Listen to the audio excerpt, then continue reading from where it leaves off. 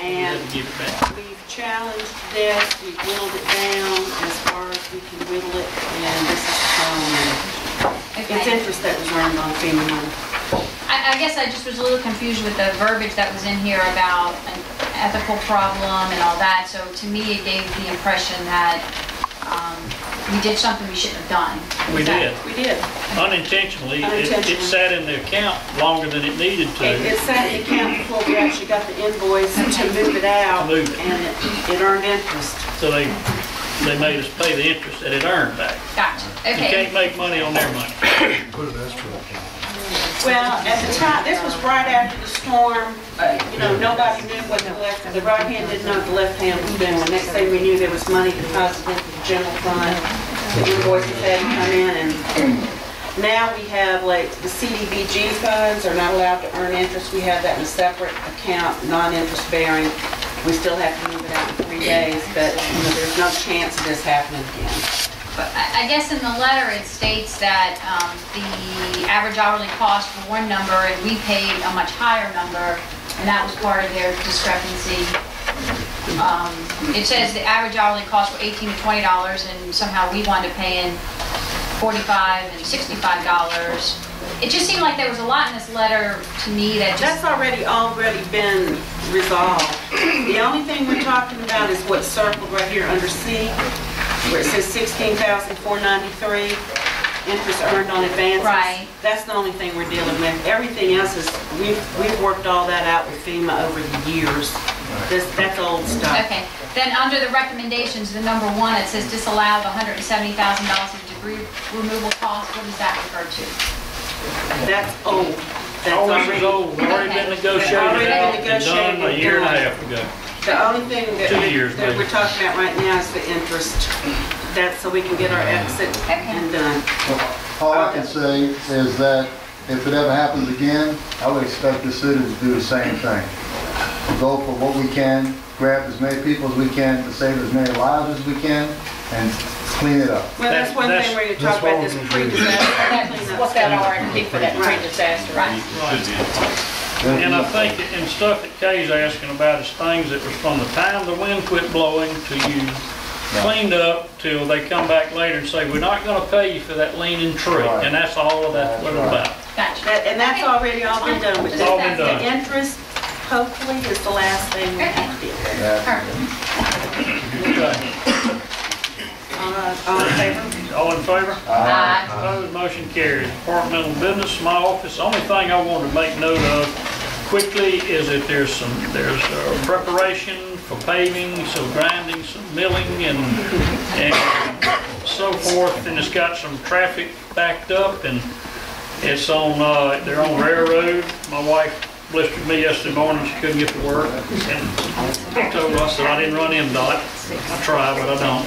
And there's going to be paving and interruptions on East and West Railroad, West End Pineville from Espy to the Beat Line, Daughtery Road eventually, Klondike, North Cleveland, and East Oak Pass, and Commission. So when you get out there and you have to take a detour, you can blame David Ball. And his number is...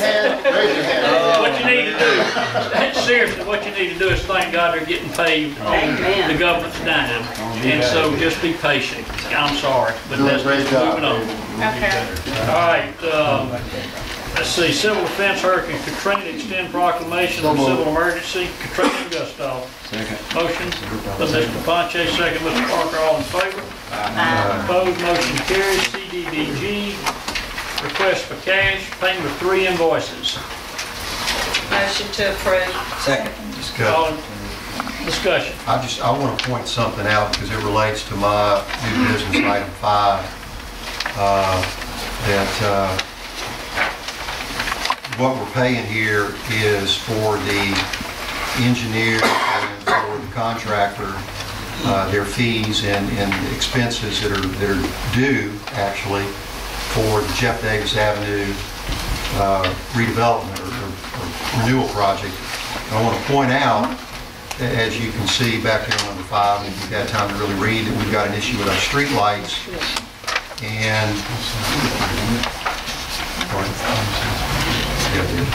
that we have paid, we're under contract with Neil Schaefer for $249,000 to provide CBDG construction phase services and RPR services, which according to my definition is full-time resident project representative, which we offer those same services, which means that there's somebody out on that site full-time, all day, every day, making sure that the owner's interests are protected.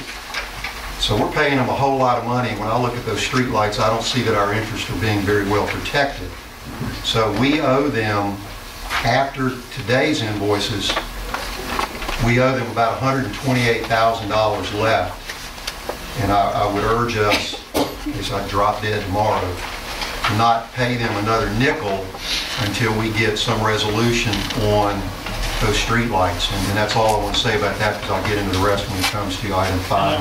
Okay, I got you. But we're okay on this one? Yeah. Hey, we still have a contract left to still put another layer of pavement on Jeff Davis. Yes, we do. They'll do that when they finish Second Street. When they get the drainage and water and sewer in, everything will get, they'll do a base coat on it, and then they'll come back and do the other inch and a half or whatever it is.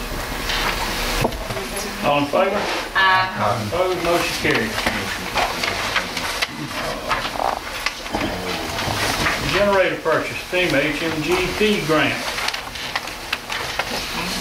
A letter from Ron Robertson giving you the breakdown and the request for proposals that we received, recommending a purchase price of $21,500 to Power Systems of Mississippi.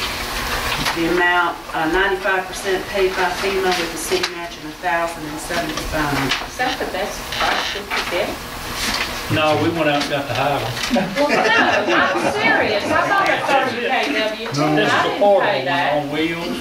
Okay.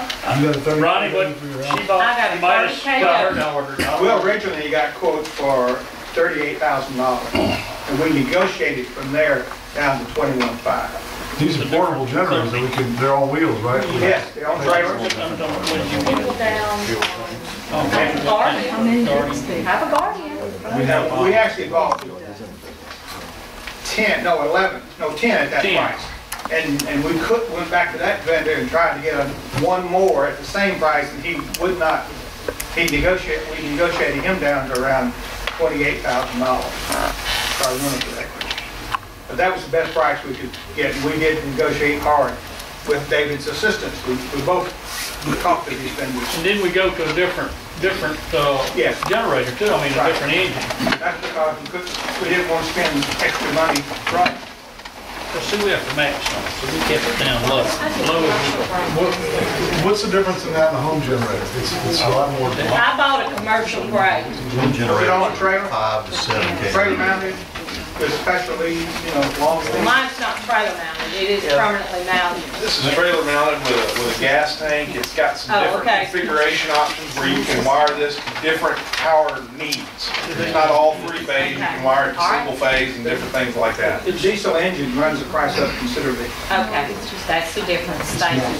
But it's more commercial grade. Exactly. We have a motion on this I'd to, like to make a motion to accept it. all right, all in favor? Aye. Opposed, motion carried. Change order, Harbor Phase 7 dredging. We have a letter from the engineer in the packets. We encountered some debris in the dredge pools we're trying to take out down there around adjacent to Pier 5. And I gotta be honest with you, right now, I don't know where this stands with FEMA reimbursement. They already intimated to me that they may have some concerns with reimbursement for this. They have some questions about whether or not it's Katrina damage.